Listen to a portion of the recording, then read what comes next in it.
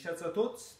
Alors Stéphane, aujourd'hui tu vas nous expliquer pourquoi nous sommes chez Loyer, à Naï, et puis tu vas m'expliquer cette histoire de redresser une vérité historique. Si j'ai bien compris, on est bien d'accord, le béret n'est pas basque. Et oui, effectivement Philippe, tu as raison, le béret n'est pas basque, il est béarnais depuis bien longtemps, depuis donc 1840, c'est ça. Les fameux bérets Lolaire, entre autres, ont contribué à la réputation des fameux bérets basques. Mais effectivement, ils sont bien fabriqués en Béarn. Pas facile à admettre, c'est pas facile à admettre pour un basque, je l'avoue. Donc Marc, merci de nous inviter chez toi, chez Loyer. Donc, est-ce que tu peux nous parler de cette entreprise, s'il te plaît?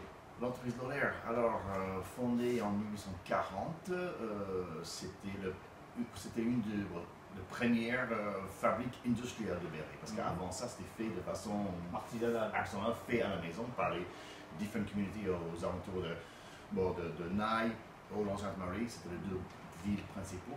Lolaire et Blanc-Olivet, l'entreprise Blanc-Olivet, étaient les deux entreprises qui ont commencé à vraiment rassembler tous ces gens-là sur le même toit. Donc aujourd'hui, Lolaire, c'est la plus ancienne fabrique toujours en existence.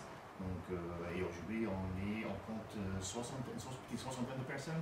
Et une grosse partie de votre production part à l'international. Aujourd'hui, on va être aux alentours de 40% à l'export. Donc là, c'est le côté mode, donc, parce que le béret aujourd'hui est très à la mode, heureusement. Et notamment l'Asie, donc le Japon, le Corée du Sud et même la Chine adore les bérets français. T'as vu Stéphane, on a toujours été à la mode. Et comme quoi, hein. C'est chouette la vie. Donc évidemment, entreprise béarnaise, on s'est dit qu'il fallait en faire quelque chose.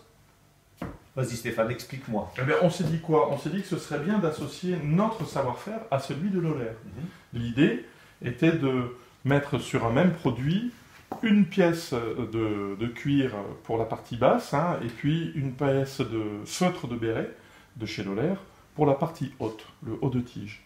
Donc voici le modèle Montmartre, donc avec possibilité de choisir deux coloris, soit le rouge, le fameux rouge basque, soit le gris, gris ardoise, avec une semelle en gomme ou une semelle en cuir.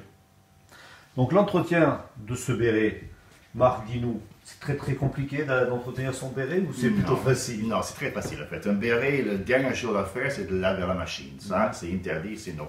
Le laine merino, elle est très technique, et pour le laver, il suffit juste de brosser avec une brosse. Le mieux, c'est un brosse en paille, mais sinon un petit brosse pour les ongles, ça peut faire l'affaire aussi.